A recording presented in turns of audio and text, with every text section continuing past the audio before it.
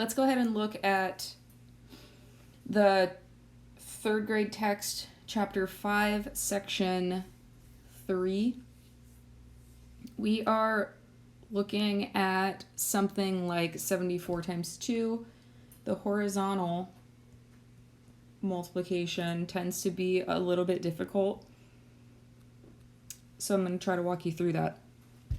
We know that it's a lot easier to multiply by certain numbers, for instance 5, 2, multiples of 10, things like that. And because we have already taught in this chapter how to multiply by multiples of 10, we're actually going to take this number 74 and break it into a multiple of 10 and whatever would be left. So in this instance, we're breaking it apart between the 10s and the 1s.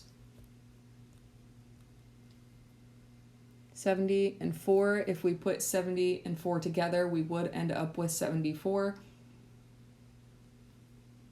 Now, one thing that I often show the students is we're done with the literal number 74 now. We've broken it apart into two different numbers, so we don't need to use it again. The next part here would be to multiply by one of those numbers. So for instance, I could go ahead and say 70 times 2. And 70 times 2, I know I'm looking at 7 tens times 2. 7 times 2 is 14. And remember, I'm talking about tens, so if I were to take 14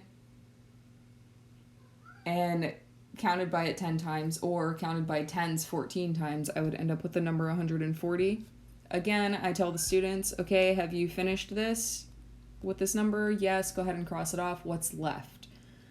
Now, we know that we can't cross off the 2 because that's something that has to be multiplied by both of the branches of the number bond here.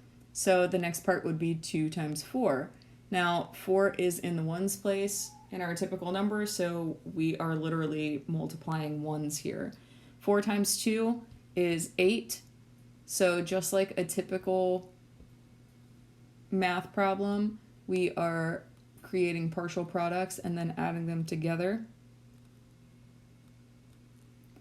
140 plus 8 equals 148, which would be the same exact thing had we have multiplied it the standard way.